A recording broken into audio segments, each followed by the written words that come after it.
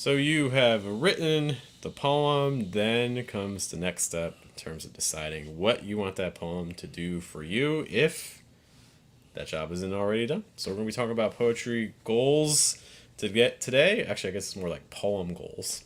And to join you in this process through poetry, there is me. Hello, my name is Jeff. I'm Matthias. You guys are watching Versus Live. We're here on Tuesdays, right around this time, typically 9:30, 9:45 p.m. New York, to talk all things poetry. But before we get into that central topic, let's just give some quick updates. Matthias, you were at a film. You had a film, a literal film in a. I was on a film phone festival. Yeah, you were at a phone festival. You're on. Yeah. How'd it go? It was good. I think that one of the things that I was really excited about leading up to it was really just the ability to work like alongside and like communicating and talking to like other filmmakers.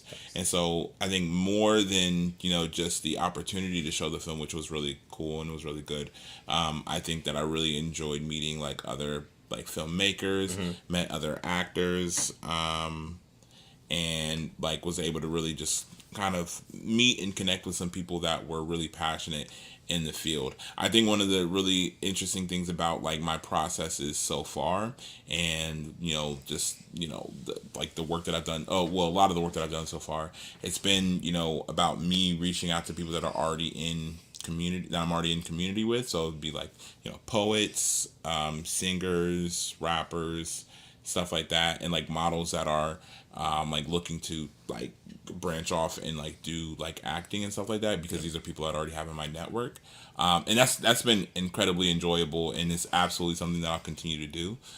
But ultimately being around people that are like well, the art that I do, the thing that I love is acting. So just kind of hearing their perspective on projects and hearing their perspective on engaging with art and things like that was really fulfilling. Got a couple like good emails, Oh, and good. contacts and Hey. things like that. Some people that I'm keeping up with and that hopefully are keeping up with me, and got some work coming up. I think we talked about that. Even if you're just attending, even if you're not, someone that's performing or having something shown of yours. Like I think going into those sorts of events with like goal of being like, okay, I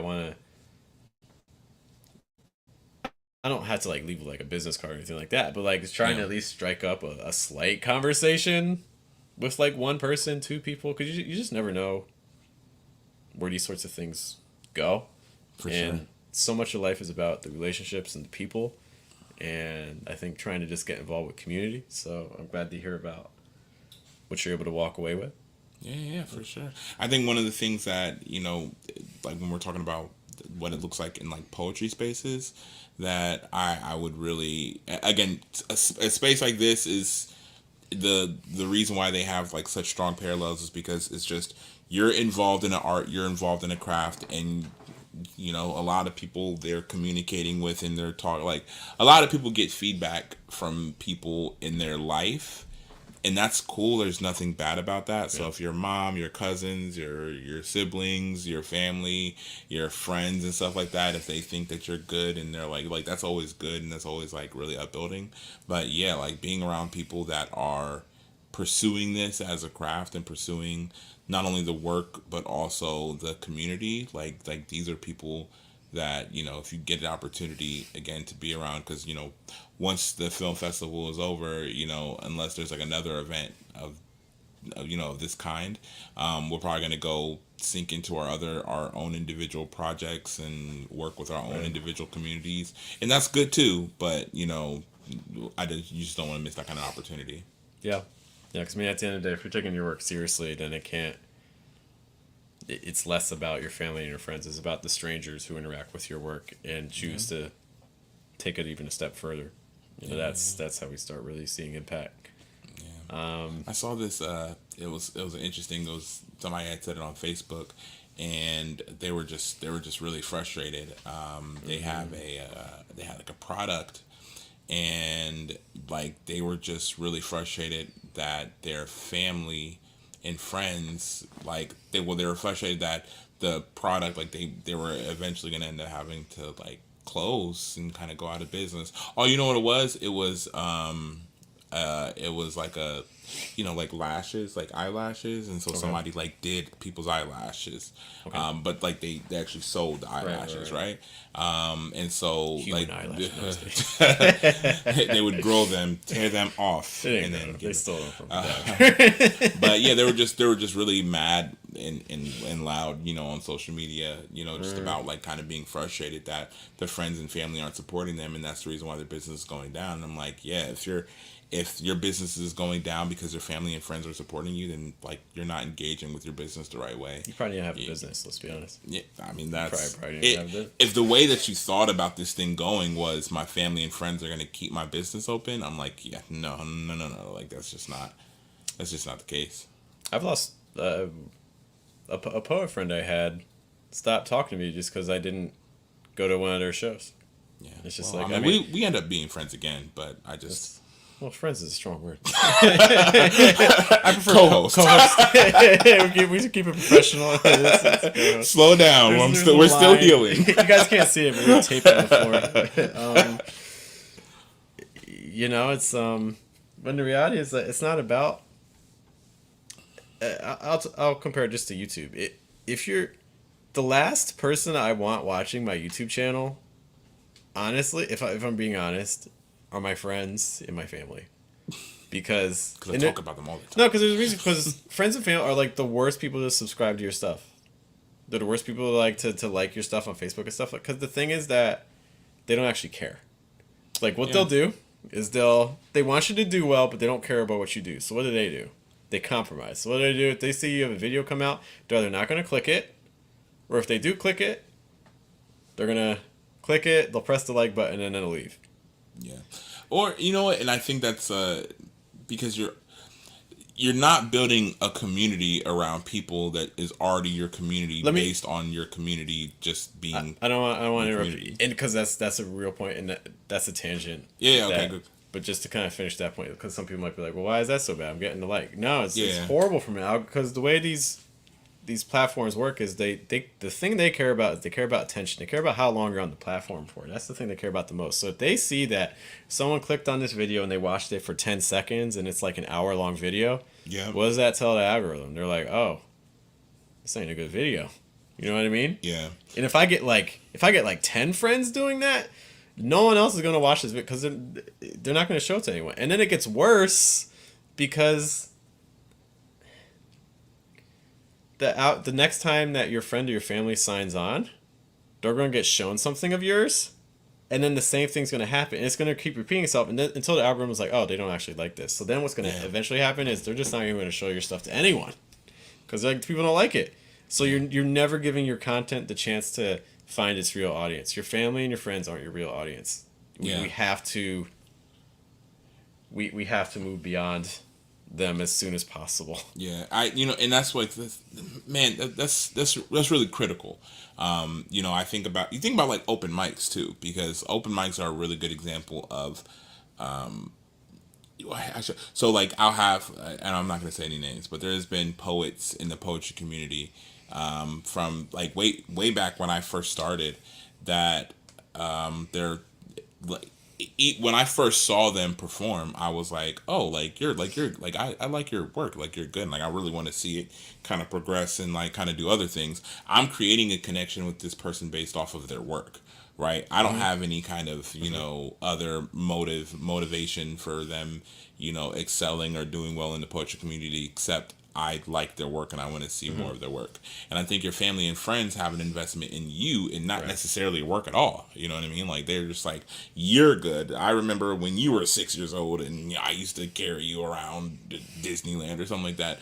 But it's not necessarily something that's specifically geared to your work. And the thing is, if you're trying to propel your work and push your work forward, then those people that have this again, it's really just a matter. It's a matter of whether or not you're really interested in your work taking off and your work doing things. Because if your work is just appealing to your cousin, who's like, I really like you, I really like what you're doing. Is it good? I think it can be good, and it can be good that those people are. That those people share your work if they like your work. You know what I mean? But I would rather the motivation be I enjoy the work. I'd rather the motivation not be, hey, I feel obligated because you're my friend and I love you so much. Yeah. Like, my main YouTube channels, we actually just passed 10,000 subscribers on the second one. So now we got two. We got 11,000 one, we got 10,000 one. So we're there. I would say, 9,900 of them are people I have no idea who they are. Yeah. And that's what's allowed the channels to grow. that because fact. They're all strangers. Some people say stranger danger, not me. Stranger safety. Yeah, we did it, Sierra. We did it. Sierra, we got it. Sierra's in the house. We got to talk, Sierra. That's a you time conversation. Sierra with that. Shout out to Sierra. They got projects.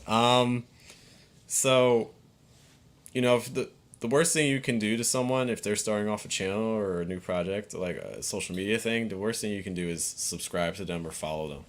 In all honesty, it's like the worst thing you can do. Look like you're supporting them. Like don't do that. Just don't subscribe. It makes me sick. Don't do it. Don't do it. If you Whenever somebody loves one of my posts, I say get off. Just but in all honesty, like even for like what we're doing right now, if you don't like what we're doing right now, don't subscribe. In fact, you should stop watching right now. Like, just don't, because you're not helping. You ain't helping me. Goes to zero. I'm hate watching them. What if I? Stranger safety. That sounds like a dangerous phrase, but yes. Teach that to the youth. This all kind of gets to the goal thing that I want to talk about, but there's one other thing that, just kind of talking about your experience with the film festival, I think is really important. That I want to touch on. We were kind of talking about behind the scenes really quick. So, Matthias, for the short film festival you were in, they have different categories. Mm-hmm. Can you name for us what some of those categories were? Save yours for last. Okay. Well, I don't want to get too much into. Okay. But it does tie into right. So I'll say this. I think that how do I put this? I think there's a lot to be said for being like well-meaning, and I think kind of like reviewing like people's work like honestly with integrity, and then also reviewing people's work with like an intention towards just like making sure the work can be present in a space. And I think that's kind of like a lot of what like you're talking about as well, like this idea that your people that are close to you, they're not really interested in your work as your work. I would even say there's a lot of people that are just interested in your work just being present just because of like your identity and things like that. But just to say that there's a lot of categories at the film festival. There was like animation, horror, documentary. I think it was like professional narrative. Ooh. And there was a BIPOC section as well. There's a LGBTQ section and also a BIPOC section. So yeah. Got it. So I think some of the issues that can come up with this, and I know this happens for writers as well, like maybe you guys have heard like the urban lit section, or like the yeah, where it's like, who's in the urban lit section? Like, oh, you're a black author who grew up and lived your entire life in the suburbs. Congratulations, your book. You're urban lit. Welcome to urban lit. You know what I mean? It's like, or like, it's you're a black filmmaker, so that's great that you made a horror movie, but we're putting you in this section, which I think you see the intention behind it, but at the same time, I mean, if you're, I look at like Ariana like Benson, she wanted to refill. We had her on the channel for the interview last year. She writes her book Black Pastoral. Like writing like pastoral poems and things like that. Like if you're black or whatever, however you identify, and you create work, your work is innately how you identify. Like if you're a black poet, you write black poems, even if your poems, no matter what your poems are about. So it's like when we create these sections, like, I think when you're segmenting, I think here's the thing, I I think that you have to do one or the other, right? So Mm. it if you're presenting things based off the work, so like you're not presenting me, you're presenting my work. You know what I mean? Mm. And because you're presenting my work, then like my work should be segmented, where it should be, right? Whereas I think that a lot of times it's like there's like good intention, so it's like, oh yeah, like I want to get you into this space where you can be, showcased and what have you, but my reason for doing that isn't because your work is so great. And I want to be clear, the, all the work in that section was great work, right? You know what I mean? All the work in this section was great work, but I do think that there could be something said to like, it's good to have representation, and I think that again, if somebody wanted to, even if like from an optics level, right? If somebody later on was like, well, I just wanted to make sure that there was, you know, BIPOC in this film festival, it's like you couldn't, if everything was separated the way by genre, you wouldn't be able to deny it any more than if it's just all come together. But because now that it's all come together, it's like, oh, you're not showing, them like, oh, your animation was amazing, like your narrative like was amazing, this documentary was amazing. You're saying that like, oh no, like these black people could really get together and get some film instruments and Oh, do wow. some Wow. But no, but that's like, But yeah, I'm no, saying I that's don't, the I thing. don't disagree. And because I even think about it, like just like you said, in the literary world, like it's so funny. There was a like this poetry show in Detroit, and we were driving back from the poetry show, and it was me and two friends of mine from the poetry community, Tasha and Jaleisha. As we're driving back, we get pulled over by a police officer, and when we get pulled over by the police officer, it's just a really crazy experience. But like, he pulls us over, he says like, where you guys coming from? And I was like, oh, like we're poets, we went to a poetry show and we're driving back from the poetry show. And Was he's just, Ajane driving? no, this Ajane was not driving. Yeah, but no, so yeah, Ajane was not driving. This was a Oh, little, this was gotcha. before we got married. Gotcha. But this is when, but we were coming back from Detroit, and the police officer was like, oh, it's like this poetry, oh, like rap. And what's so crazy is like, I'm sure I'm like, well, so he pulls us over and he's like, I think it was like I had one of my taillights were out, and he asked us where we're coming from. I say poetry and poetry show, and he's like, oh, okay, poetry, cool. So that's like rap, and I'm like,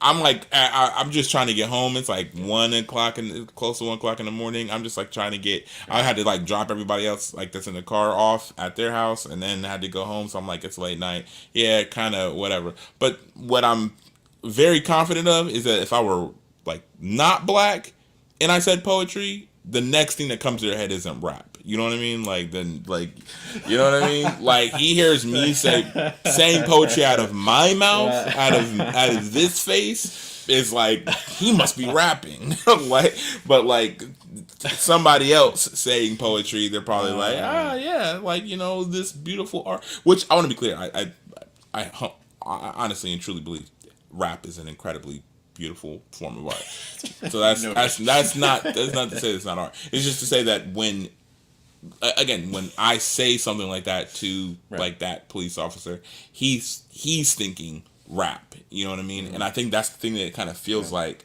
in those spaces. It feels like you trying to tell somebody about your art and them trying to be like, they're trying to make sense of it. Like, well, he can't be talking about these. He's not doing what Shakespeare did and all these, like he must be doing what Tupac does, you know what I mean? Like, and that's just that's just how things go. So it's like, I don't necessarily want you to think, okay, I'm doing what Shakespeare did. I want you to think like this is art, and there's other artists that aren't doing Shakespeare, that aren't doing Tupac for sure, Yeah. that are doing poetry as an art form, and poetry, and it is an art form. So, yeah, It's that police officer is probably somewhere. I don't know if he's ever seen my content or anything like that, but like if that police officer's out there somewhere, I'm gonna talk about this at some point. okay. Joshua also says that they would have talked about this too. It's probably good it didn't happen. Yeah.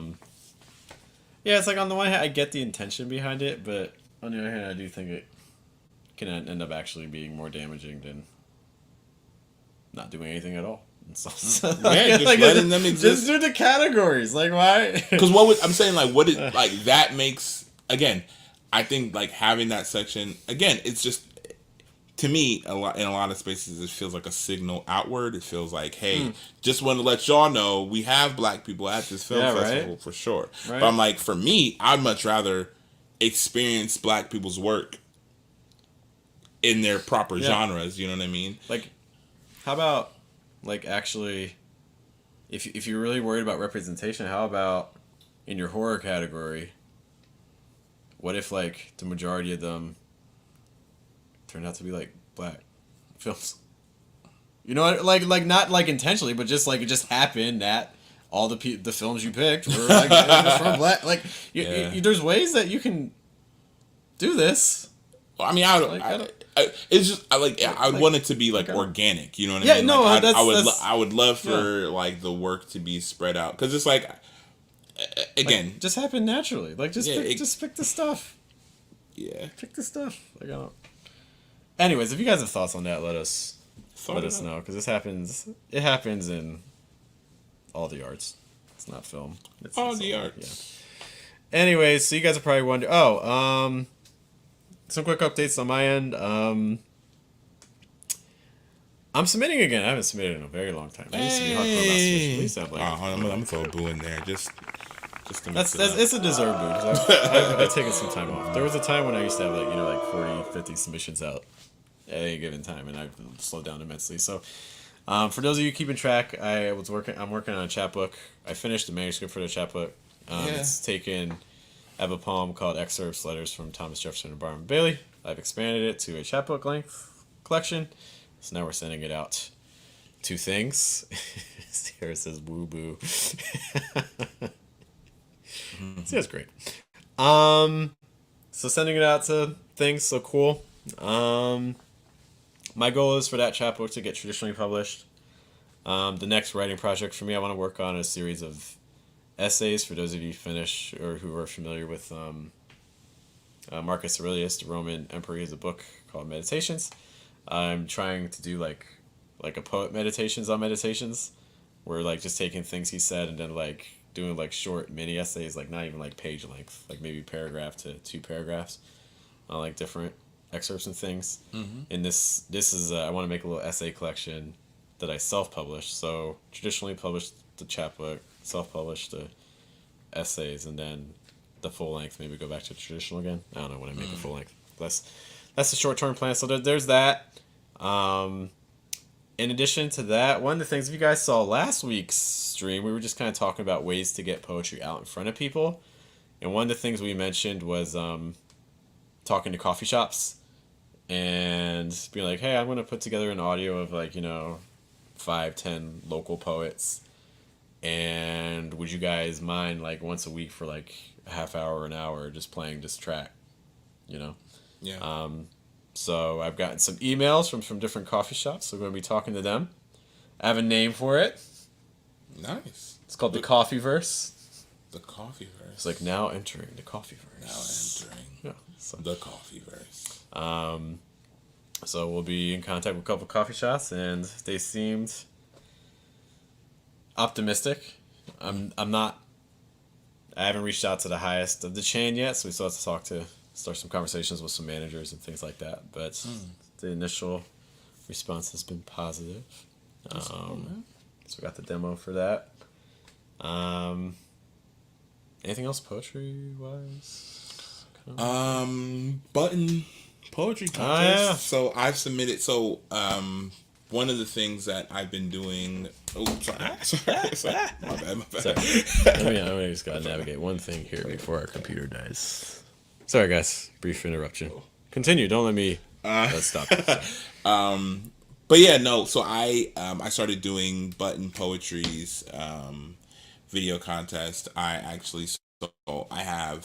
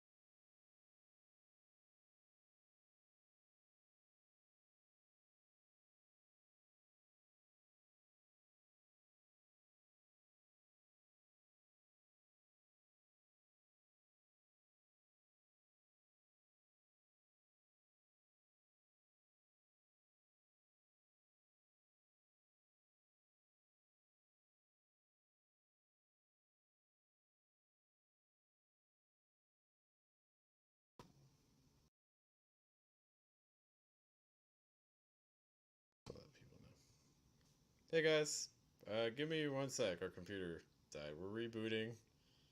We should be there in like 1 minute. Sorry about that. Rosa says they're lost in the coffee verse. As they give me 1 minute. I'll be right there, guys. We'll be there in a minute. I'm gonna maybe give you some music to listen to while we get ready. Hang on. Tell them to try to solve the riddle. There's a riddle. What's the riddle? Look at the comments. It's too hard on my phone. Too harsh. Here's the riddle. What? And that's it. Classic. This is should not be so hard, but it's so hard. All right, well, I tried. It's not working. Give me like 2 minutes and we'll be right there. Thank you, guys.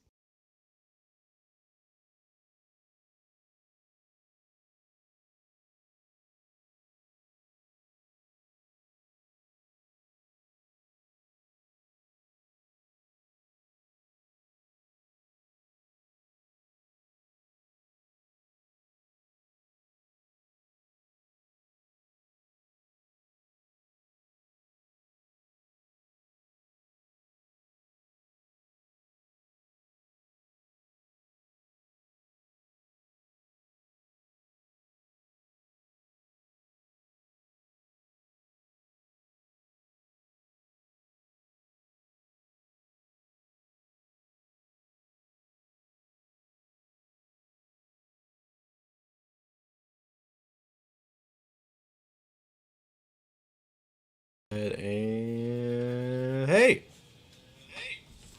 yeah, just turn this off because that's gonna get awkward. All right, guys. Sorry about the interruption. Thanks for your patience. People hanging on. You guys are look at great. us. You guys are the real MVPs. All you guys. We up the reviewer. We did it. Somehow we need to just leave more often. Like screen? My jam. That's exactly what I logged into YouTube about. Yeah. All right. What were we talking about before we got The rudely coffee interrupted? verse. The coffee verse. Yeah, coffee verse coming to you. So keep an eye out for your Columbus coffee shops. If you know a place, by the way, where you're located, a coffee shop that might be interested, might be able to send them a file too, if you think they'd be down, wherever you are in the world. All right, should we get to our central theme?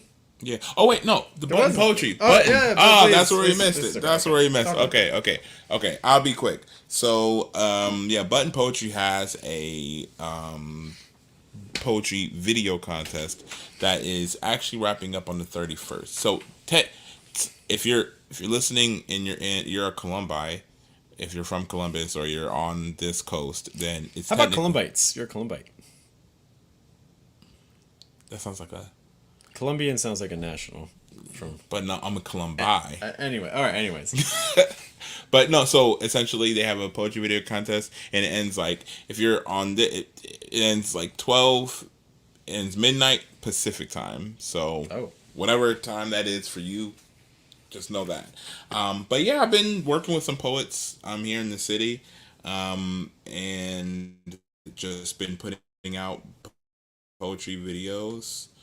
Like been generating the poetry videos and been submitting them. So as well with kind of the things that I'm doing with Maddie with the Cam Films.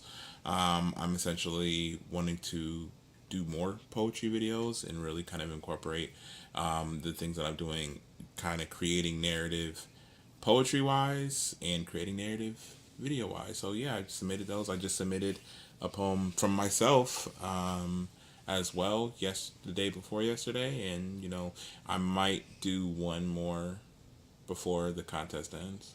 I think it's great that Button added a BIPOC video. They didn't really. It's a horrible joke. That deserves a boo. But No, we're gonna give it. It's just it's a little bit of a delay. So we're gonna give it. It's just a boo. It's fair. Oh wait, I gotta stop it. No, I want to make sure it goes. We'll wait. It's full. There There it it is. Yeah, That's what we like to see. That's right. I earned that boo. All right, let's get to our central topic. So something that happened recently was Matthias and I were talking about how sometimes when poets write a poem, we don't know necessarily what we want to do with the poem, or we do know what we want to do with the poem deep down, but we don't admit it. Yeah. Or sometimes we just we don't know what to do with at all. And so I think that depending on the goal that you decide on or that you reflect on and determine, really can have a huge impact on the direction that the poem takes. So I kind of just want to talk about a variety of different goals to have with poems, and then what are the next steps after that. Yeah. Okay. Okay. So let's just kind of like brainstorm like a different goal, and then we'll talk about like reactions. So like, what do you think is one goal someone could have with a poem? To get it published. Okay.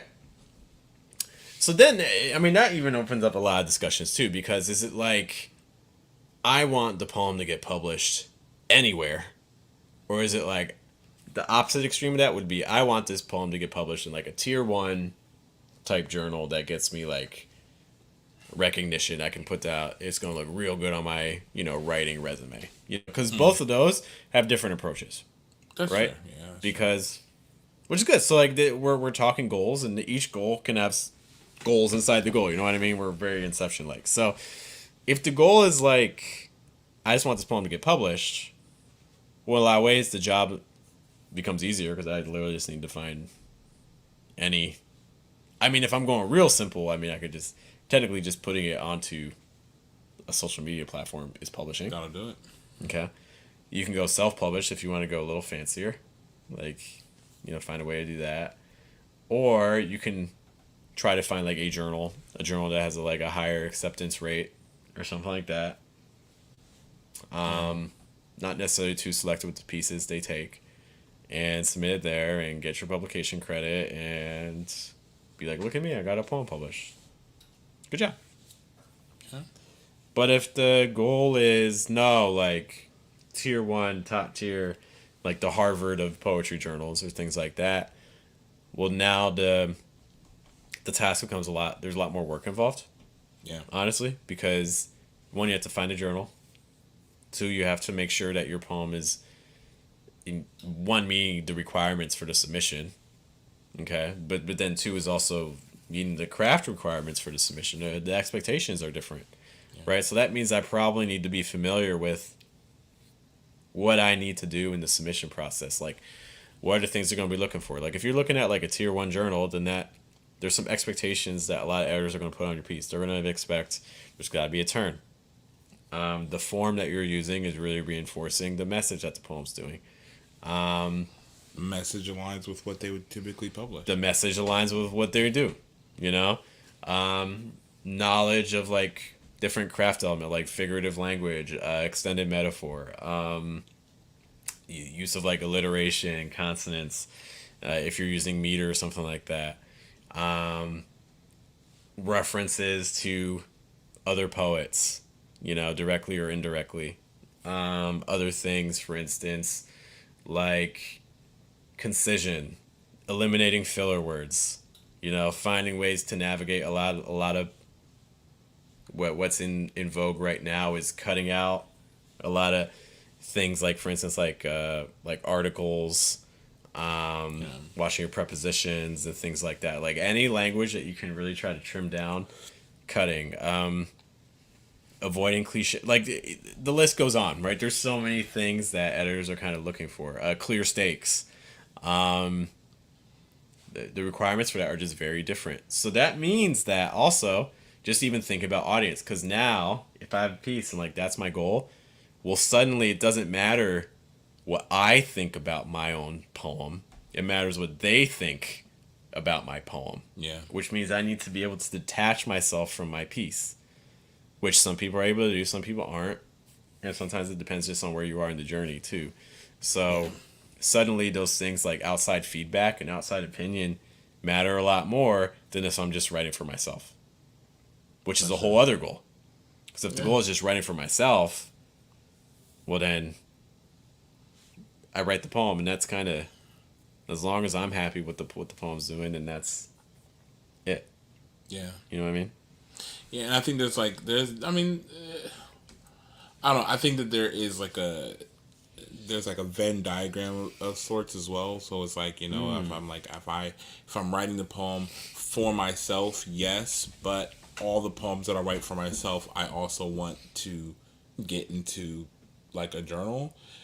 Then at that point, I mean, there might not be like a perfect Venn diagram, or like, That's you know, a tricky it's one. like That's because it's really also like, you know, I think it also encourages you to, you know, then you have to branch out, or you have to kind of look for other spaces to maybe publish that aren't necessarily, you know, the most common spaces, because now you're looking into spaces that align with your work as opposed to working towards things that align with those spaces. I think it's interesting with that argument.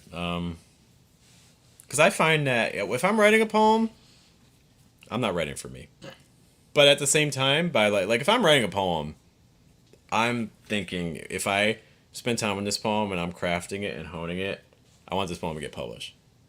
You know, I'm not actively submitting right now, but I know that when I do actually submit, I have some poems that I'm like, okay, this could hit a tier one journal. I think it would do pretty well.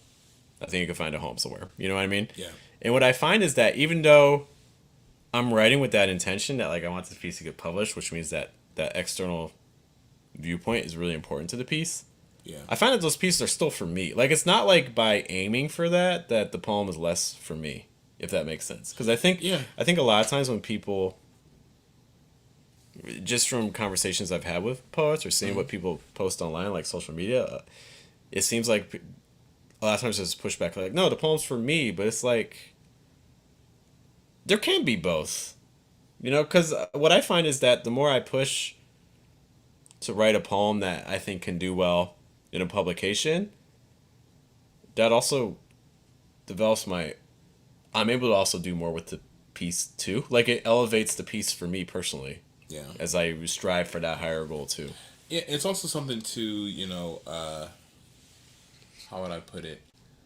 You know what it feels like? Kind of like when you're practicing free throws, right? If you're on like a formal like basketball team and you're practicing free throws, there like might be a way that you shoot a free throw that helps. Maybe you're pretty good, you know what I mean? Maybe you're pretty good, but you're like maybe you're pretty good for all the other people that don't really practice, that have never been on a formal team or what have you. But your coach might look at you, or you might have a separate shooting coach that might like look at your form and say, "We can get better. We can do like better." Why you tap? You're tapping my form. I shoot one handed. I have a weird shot. I think I remember like remember. I told you I shoot one, and then we would always play it. But it's very. It gives you a lot of flexibility because like you can do like weird things. But anyways, it works. But what would you just say that like I think that like now when you're shooting the ball, like even now like later on if you're just by yourself playing around, like would would you be able to revert back to your old shooting habits? Maybe.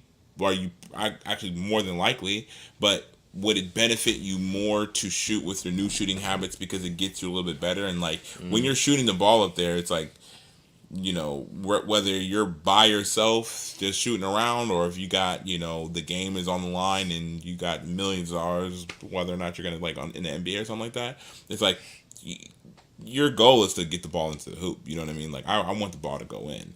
So it's just I think that kind of comparison where you're like, okay, well, even if my goal isn't this really huge thing, this publication or what have you, like I still want to make a piece to the best of my ability, and maybe now the best of my ability comes attached to habits that I learned that got me to perform at this higher level.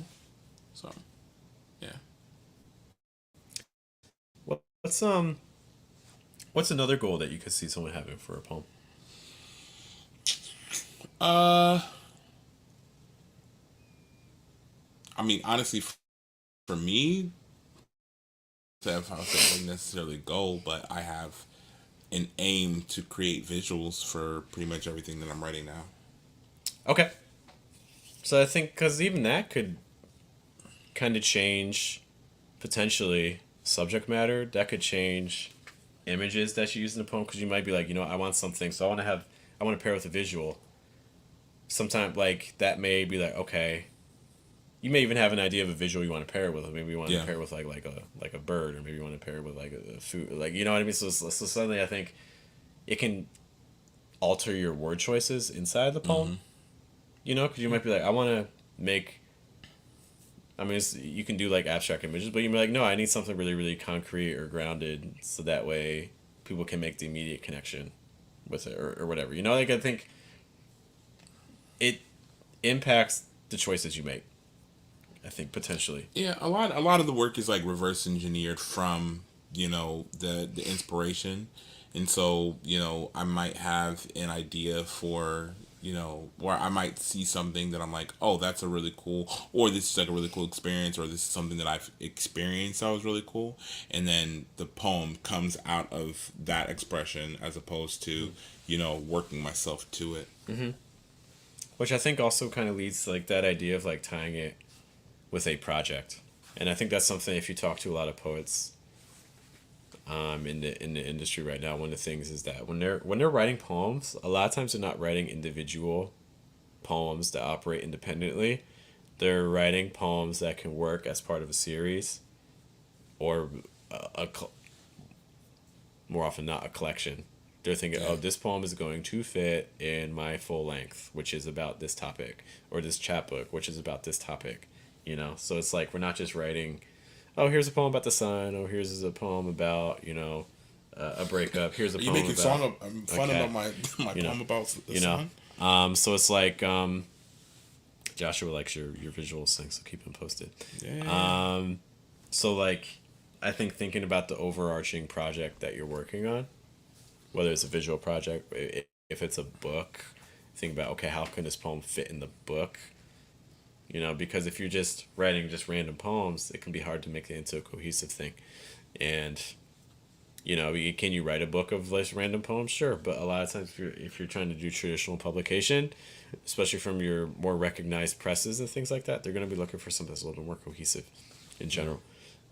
So that can, I've had poems that I'm like, okay, right now this poem as is, I can't really use it in a collection. But if I tweak some of the word choices here or things like that, I can make it fit in the collection, I think this discussion can be really hard for some people because some people are like, no, the art is the art, and whatever comes out comes out.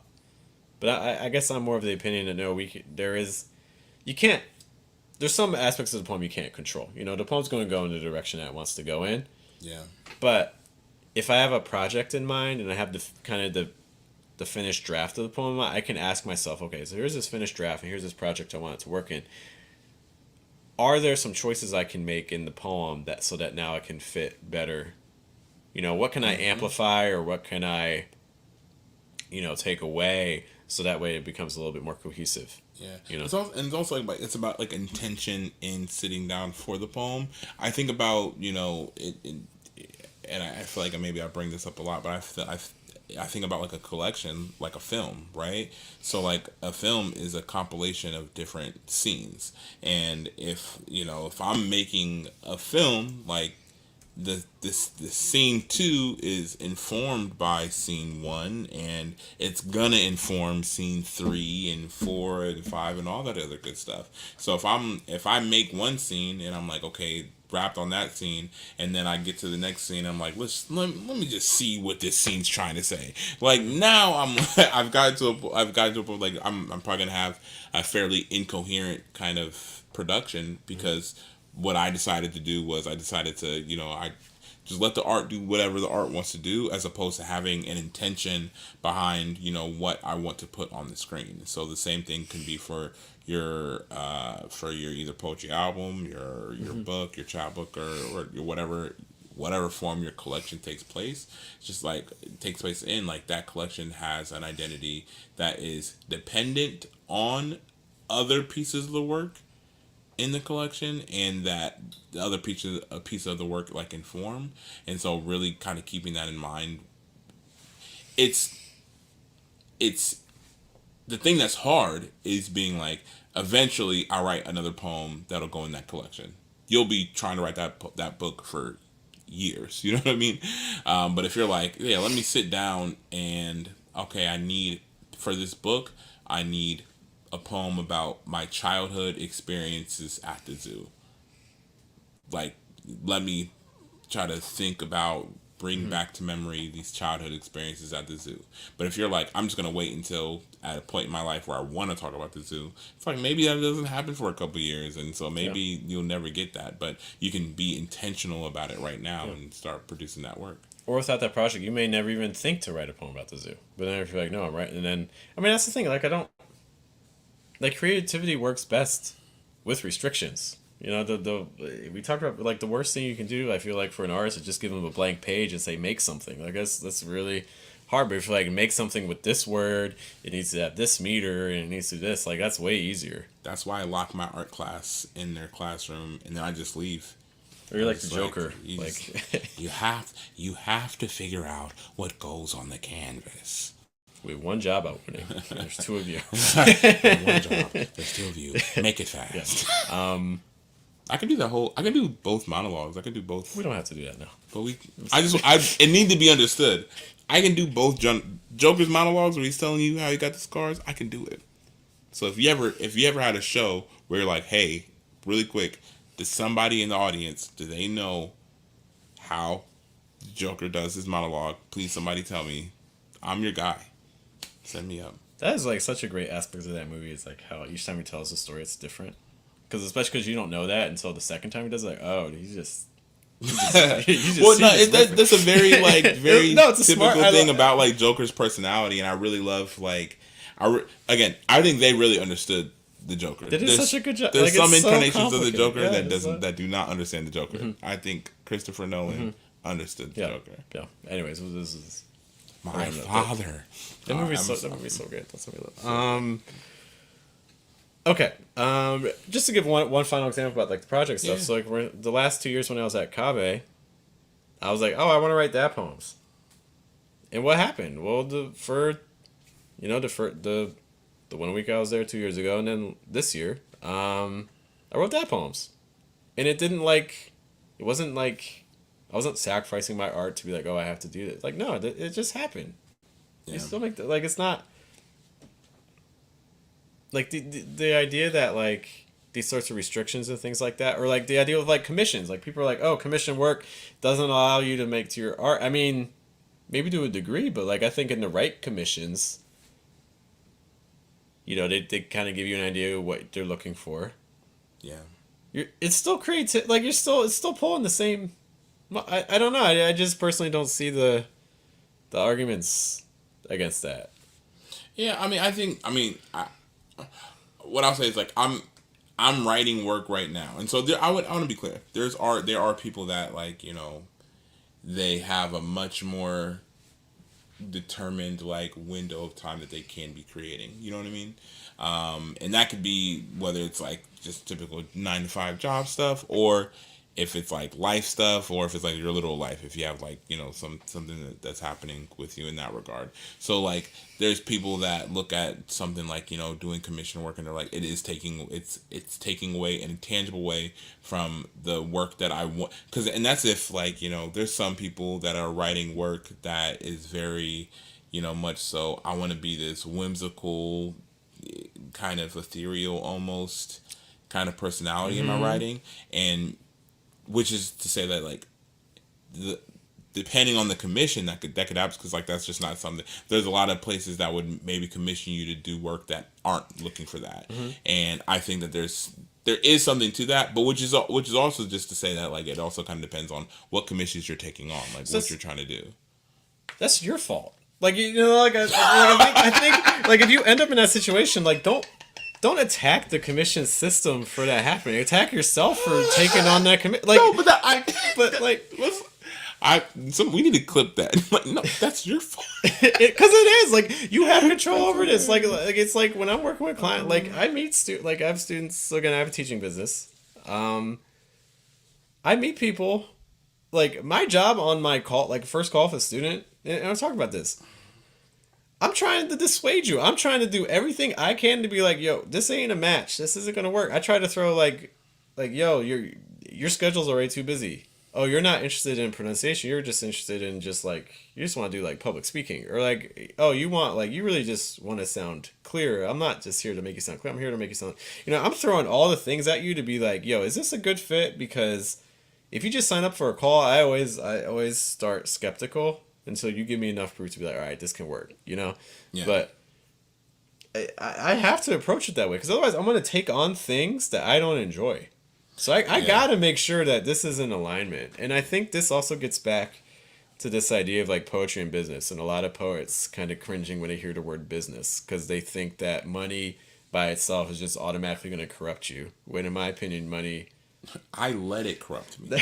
Okay, that's a choice. I think money. My own stance is I think money just amplifies whoever you are, and I think it gives you access to do the things that you want to do, whatever direction that takes. That's my own position. That's fair. So I don't think that just having, using your money as a vehicle to also generate income in addition to the creativity inherently is an evil thing that has to detract from you.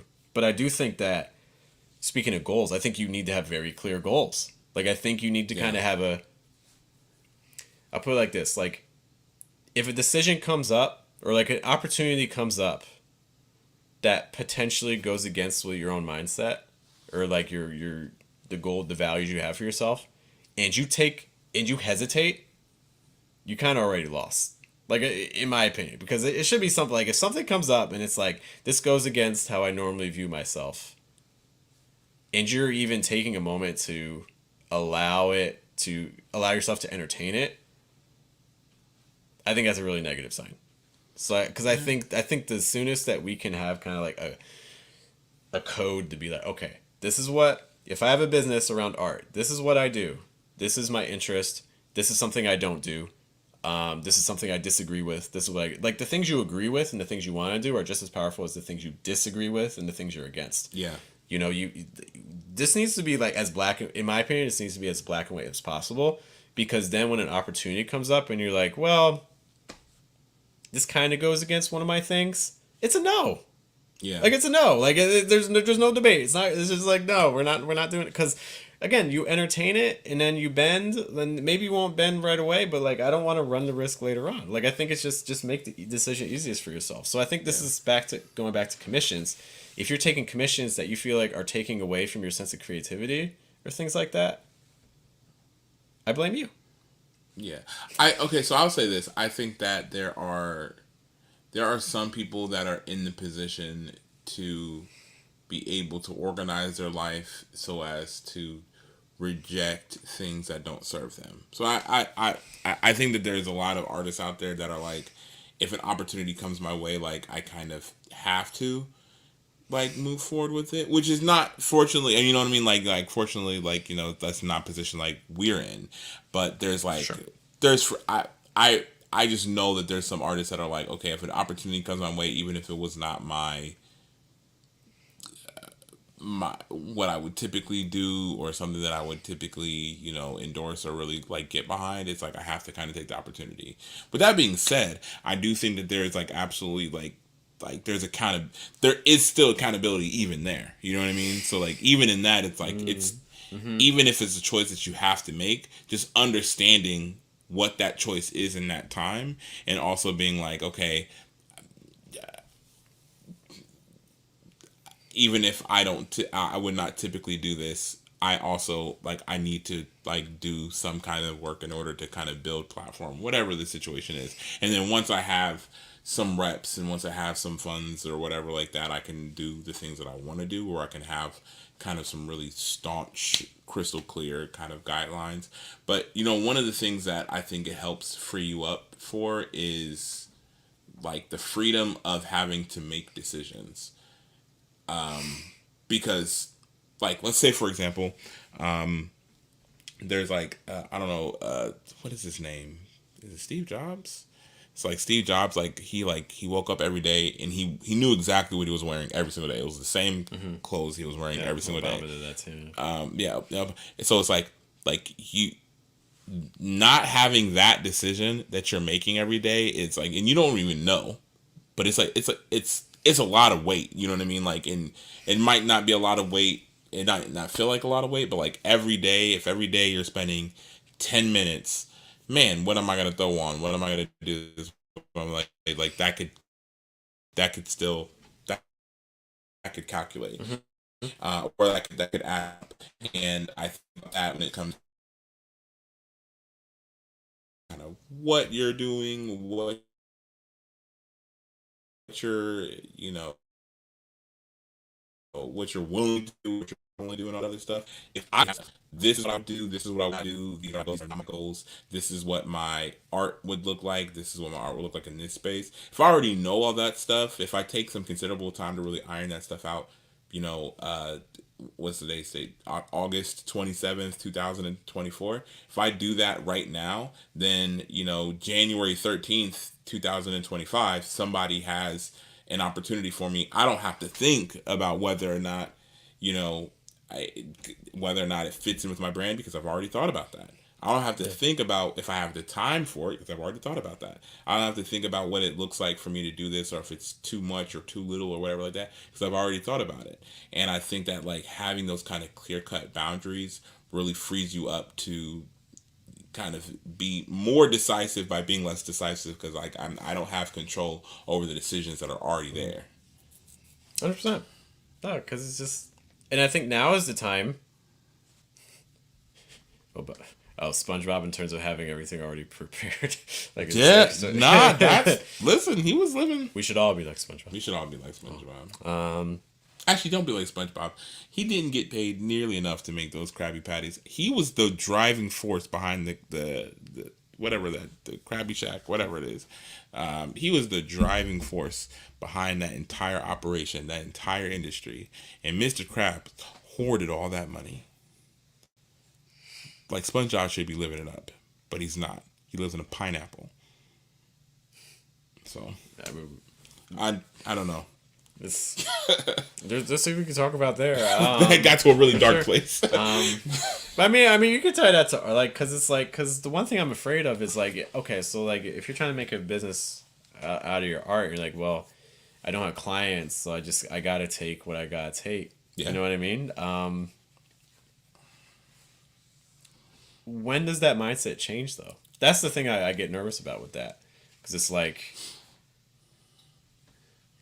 well, what if you continue struggling and find, when are you breaking free from doing the work that you don't want to do? You know, like, is there a cutoff date? Are we just doing it 10 years? Like when does it change? Like, at some point we have to, I think, be like, you know what, I need to start being decisive and cutting off, you know. And I get it's hard, you know. There was a time with my teaching that, you know, I would take any client and stuff like that. But we have to do it with the mindset that this is now, and there's a cutoff date, and eventually I'm going to be saying no to people, and eventually I need to say no to more people than I say yes to, and still do better than I was doing 5 years ago. You know what I mean? Like, at some point we have to kind of get there, because otherwise you become the thing that you didn't want to become. You know what I mean? Like, you're just like, No, I agree. I completely, I agree with, you know, getting to a point in your career where, you know, you turning down jobs or you turning down things is a overall net positive. And I think that requires, you know, work and, you know, discipline, but it also requires like time. And I don't think that I think, you know, I even think about like with my photography stuff, when I was doing photography a lot more than I am now. I still do photography, but not as much. But like in my for photography, it was like you have to have work out there that can show that you can do work. You know what I mean? And so initially, whenever somebody would reach out, I'm like, you know, I'm sending them over my price, and it was way less than what I'm charging now. But I would send them over my price, and I'd be like, yeah, like, oh, what time? Yeah, I was gonna be busy at that time, but yeah, no, I can do it. I can 3 do it a.m. All right, whatever. It doesn't matter. And so, I'll be there at 2. yeah, but it's just like, I think it's important to be like, okay, recognize when you are in that area, and then recognize when you're not. Recognize when you've become the commodity. Recognize when you can operate out of a space of, well, hold on, like I need to reserve my energy, my time, my mental, like those things are assets just as much as your equipment. You know what I mean? Like, There's an opportunity cost.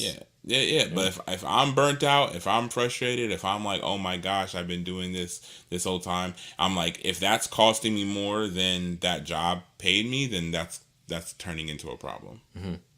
Yeah. Even if it costs you as much, like if those things meet, then I'm like, I'd rather have rest. You know? Yeah. I mean, that's why I think it's important to be thinking about this stuff. You know, if you're not at that point yet, you know, where you're, you know, finding a way to achieve like financial and creative like independence, if you're not there yet, now's the time to be kind of thinking about this stuff. You know?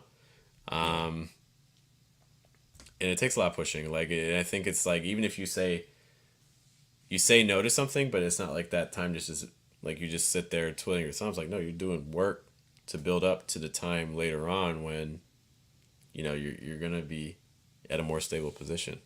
You know, sometimes saying no to a client means that gives me, you know, 2 hours to work on a course, or 2 hours to work on my book, or 2 hours to, you know what I mean? Like, it. Yeah. You don't get paid for it now. It's a long term picture, but. Anyways, another goal for a poem, because again, we're talking about goals for poems and how that changes the poem. Maybe, for instance, you're writing a poem that you're obsessed with the message of the poem. So in some ways, the message of the poem is even more important than the poem itself. I think we've met people like this. So then maybe the goal isn't necessarily about the piece. The goal is about finding the audience for that piece. Finding the people who the message is for. Yeah. You know? It's like maybe you're talking, maybe you have a message for a heavy topic. You know, like mental health, assault, you know, like the prison system, faith, something faith-based, you know, whatever it is. So then, in a lot of ways, it's less about the poem, I think, and more about, you know, how are you finding that audience for that message? You know, who are you getting in touch with? What are relationships you're building? How are you giving yourself opportunities to spread it? Yeah. You know, which is a different goal. And you also need to be thinking about, okay, well, inside the poem itself, you need to be asking, okay, how am I delivering the message? If it's a message for other people, well, then you're not thinking about yourself, you're thinking about your audience. So it's like, okay, is the language and the word choice I'm using, does it resonate with that audience? Like if I'm trying to talk to like Gen Z, that's very different than talking to Gen X. You know what I mean? So it's like, okay, is my word choice, am I hitting all the right notes? You know, and a lot of this comes again after your first draft, because once you have your first draft, you can be like, okay, now I know what my goal is. I need to make my adjustments. Yeah. Right. I was workshopping with a poet. I guess I could say I was workshopping with my wife on a poem that she was working on. It's just so funny because I think that like when we each respectively are working on pieces, like we have very different processes and we have very different like ways that we go about even editing. And I think because of my perspective of like I kind of look at things like from premise, you know what I mean? So like I'm writing within a premise, and it can be kind of like a prompt almost, but it's a little bit more direct in that, like, you know, I have to exist as a person in this world, and like what is that? And it's typically something slightly removed from, you know, the world that I'm living in. And so with that, I think I was like giving her suggestions, and then she realized that, oh, like the way that you look at this poem was like that's actually something that, and it was a commissioned work, right? So it was like something that was I can't, yeah, I don't think I can say like I can't talk about what it's for, but it was commission work, and it's for like an organization, and I think midway through she was just like, oh, like that's what this poem is doing, that's what this poem is wanting, you know what I mean? And I think like it's the same thing happened like reciprocally, like plenty of times where it's like I'm thinking, yeah, this poem is kind of doing this, but then like there's some input that shows me like a direction for the poem. So, and again, it's because the client want something specific, and you know what this client's on. If the client's asking you for something, what they're asking you for is something for their audience. They're saying, my audience, I believe my audience wants this, right, and I want you to deliver on what I believe my audience wants. Yeah. And I think, and this goes back to sometimes people, just again talking about just things I've seen online, things like that. The idea of writing for an audience, being like, this takes away from the work. The poem's not going to be able the piece of art, I should say, is just, it's not going to do what the piece of art wants. And I don't think one has to sacrifice the other. Yeah. If you're really nervous about that, I can write my first draft for me, and then the second draft I can write for them. You know, like I can still keep the first draft. No one has to know. Like it's like there's ways around this. Like I don't think it's at odds. I guess I hear the argument, but I just don't agree with it. Yeah. Other potential goals for a poem. Maybe you're thinking of the poem for social media or something like that. If you're thinking of the poem, if you want to post it on social media on your own platforms or something like that, okay, what platform? If the poem's going on, if I'm trying to put the poem on TikTok, I can't just have a picture. You know what I mean? It's got to be some sort of video. You know what I mean? If it's on Instagram, I probably can't just like take a screenshot of the Word document. You know, I probably got to I gotta take the text. I gotta find a nice, pretty picture to pair it with, or a little video with some like flowers or something like that, and like put it on there. Use a nice little font. Yeah. If it's for my website, why then I need to consider my my website's aesthetic. So it's like determining if you're posting for social media, determining what's the platform aesthetic, where are the expectations. Um, if it's going to be a video format, also need to think, okay, well, is this going on TikTok? Or is this going to be a reel on Instagram? Or is this going to be a reel on Facebook? Or is it going to be a short on YouTube? Or is it going to be a horizontal video on YouTube, like a traditional video on YouTube? Because all these things look different. Yeah. A TikTok video looks different than Instagram reel, looks different than a Facebook reel. If you're serious, which also looks different than like a LinkedIn video, which looks different than like a YouTube. Like all these things look a little bit different. If you're serious.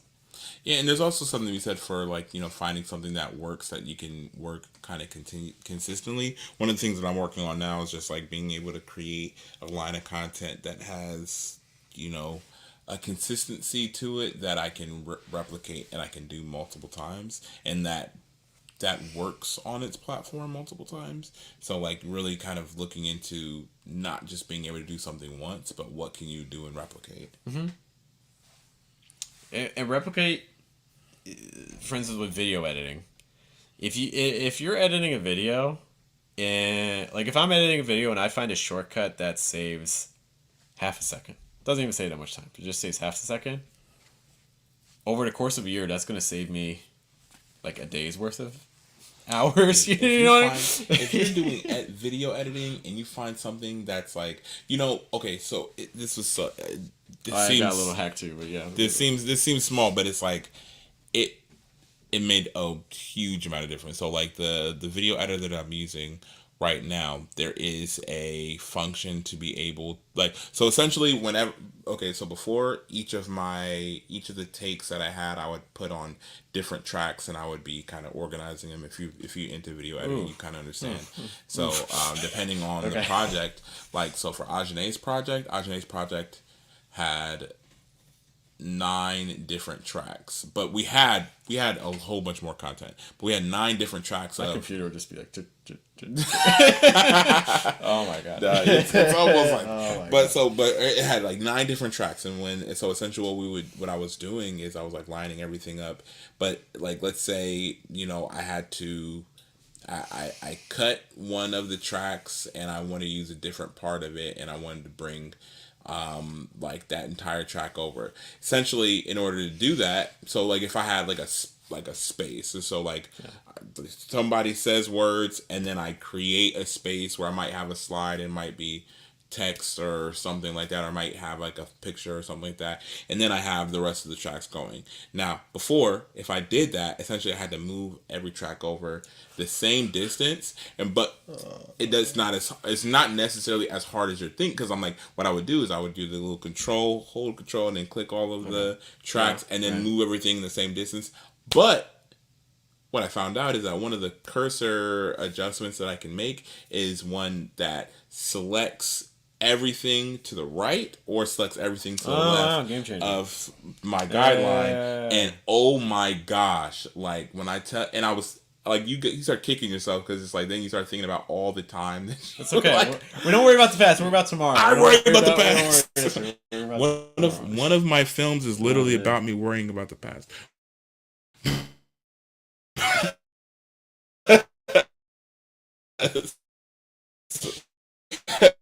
but so try to do it to the best of your ability. Like, okay, like I found something that saves me a second. Like, how can I really push this to the limit so that maybe I can save 2 seconds, maybe I can save like 3 seconds. Mine is like just when I'm trying to pan in, because like on the video editing software, like just as like a pattern disrupt. So like just like having it like we're wide right now, but then like having it maybe just like hone in on like your face, Yeah. It's a nice face. Look at this face. Yeah. Yeah. So like before, what you have to do is you have to set kind of like where you want the first frame to be, where you want the second frame to be. But then there's also like some default ones, including like there's like a zoom in, there's a zoom out, there's a pan left, and there's a pan right. And what I found is that for those times, the sections where I want to pan in, if I just use, instead of using the zoom in, if I just use the pan right, it already creates the box that's smaller. It's like it's already like a zoomed in box. So it's like I just have to do, so I don't have to like do any size adjustments and stuff like that. It's like, oh my gosh, so much easier. Anyway, so yeah, find your shortcuts. And just some video editing talk for you. Let's maybe talk about one final goal, and then the decisions that come from that or offshoot from that. Any ideas? One final goal. Final goal for a poem. To write a good one. Good. Okay, let's talk about that. Dude, no, that wasn't a real like. No, but like I think. Okay, go ahead. I think it's something you could like. Cause you might be like, you know what? I don't. You might arrive at a point with your poetry where it's like, you know what? I feel like I'm not writing the best poems I could write. Like they're fine, but I feel like there's another level I could reach. So if that's the case, well then now it becomes really important to. The goals are different because now I have to seek out feedback. I gotta find. Yeah. We talked about in the past like I think a solid sort of feedback circle to have is like the person who's maybe like a year behind you in terms of where you are right now, and then a person who's where you are now, and then also someone who's like a year or two ahead of you. Like having that sort of circle gives you a lot of different points of feedback to kind of consider and things like that. Also in terms of just the direction to move towards. But, you know, other things like if that's my goal, well, suddenly I may start thinking about, oh, well, maybe I need to make an application for like an MFA program, or maybe I need to start seeking out workshop opportunities, or maybe I need to start, just need to read more, you know, or maybe I need to, sometimes journals will have like feedback options. Maybe I need to sign up for that. Maybe I need to spend money. Maybe I need to start investing myself. Maybe I need to watch more craft videos. You know, so like these are decisions that all come from. Maybe I need to absorb less content, right? So like I think a lot of times where this is good like education paralysis. Is yeah, the thing, man. I think there's a lot to be said for like people looking into like if like let's say like I'm trying to like write a film like. Is it good to know about my genre and to understand my genre and to have done plenty of research into my genre? Yes. But can I dilute original ideas in a way by being like I'm searching for inspiration, so I'm going to go into the well of people that have already created what I'm doing in this space? Or should I really could I look cross genre? Could I look over there at, you know, maybe like if I'm writing poems, but I'm like, man, somebody's wrote a novel over there, or somebody made like a soundtrack to a movie over there. Like, can I pull inspiration from there? So like maybe there's I think there's also something to be said for just absorbing less content just in general. Yep. Kind of depending on the field, but there's also something to be said for absorbing kind of just different content, like creating from a space of differently placed inspiration. I think you see a lot with YouTube. Like people be like, all right, I'm just gonna watch a lot of like how-to videos. I'm gonna watch the how-to video on lighting. I'm gonna watch the how-to video on audio, which is all great information. Or like I'm gonna watch the how-to for YouTube strategy.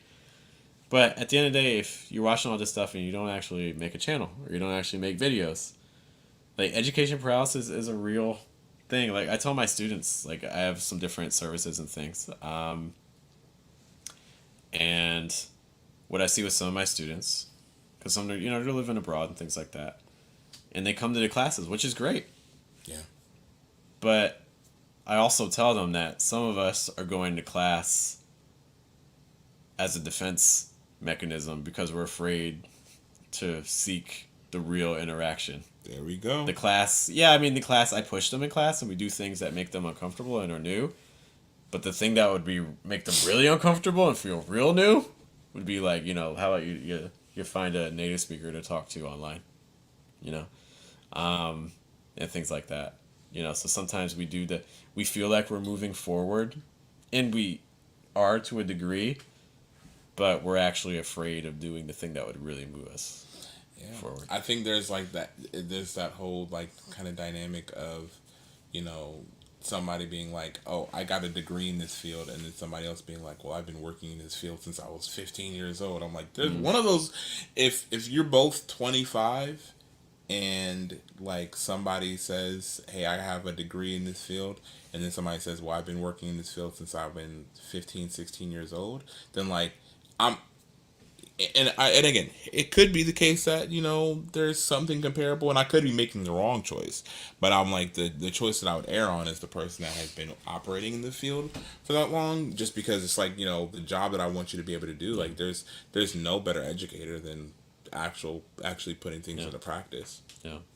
You know, it's so funny. So when I was in 7th grade, I was in orchestra, and we had this song that I had my first cello solo, and it was so, I think I was incredibly nervous about doing the cello solo because like my orchestra teacher, her primary instrument, like the instrument that she started out on, like as a kid, was cello. So I think that her expectations on the cello section, her expectation, like, and myself, like, were just, it was just different. It was just like, but this is my baby, you know what I mean? And I wasn't playing her cello naturally, but I'm saying like the cello section, like, this is her baby. She so gave like me her when golden cello. But it's just to say that, like, you know, I think I was very, very nervous, and I was scared to really like engage with it, and like we like engage with the solo itself. And there's like a version of the song where like you're doing the solo, but you're kind of doing it in concert with like the rest of the section, and so it's not really like a solo. Like essentially the section is not shut down. Like they're not playing, but they're playing incredibly low. Like they're playing really, really low because you're supposed to be going all out, right, for the solo. And I would, you know, just be I'll just do it along with them, and in that way everybody can, you know, kind of go by. But, you know, like that's kind of something similar to what she said, like at one of our practices. She was just like, you know, if you keep doing it like this, it's like, you know, you think that you're getting your reps in doing it, but you're not doing the thing that you're gonna do in the concert. Like, you can't do that in the concert. You need to play it for real in a concert, and the only way you're gonna understand that is if you play it with feeling and you actually do it the way it should be done. And I grant you, I messed up when I first did it, but I'm like, okay, but this is how it's supposed to feel in my body. Like, I'm starting to get it. And that, by the time we did our spring concert, I was like, good.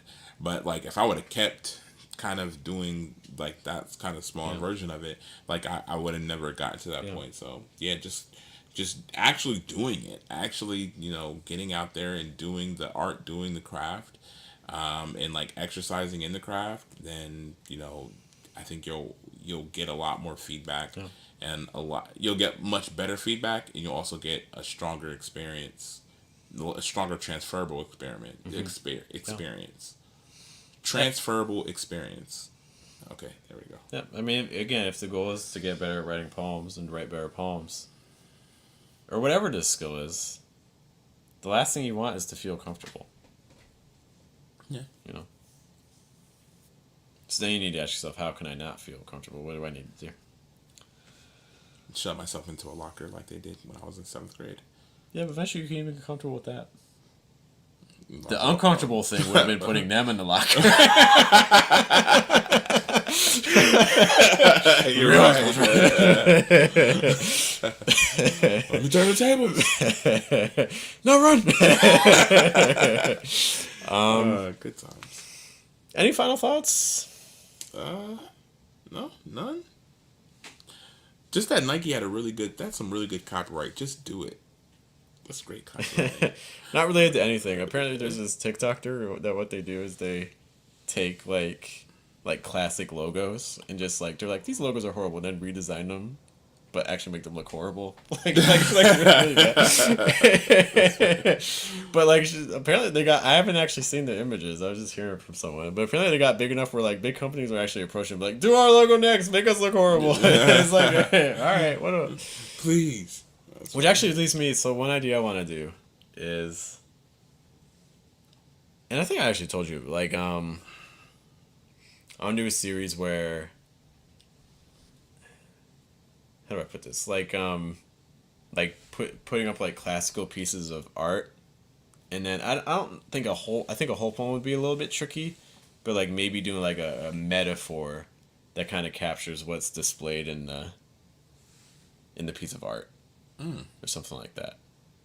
You know, because like I've seen like videos where like, you know, they show you like a piece of art and like, oh, write a piece of music that you think is inspired by this piece of art.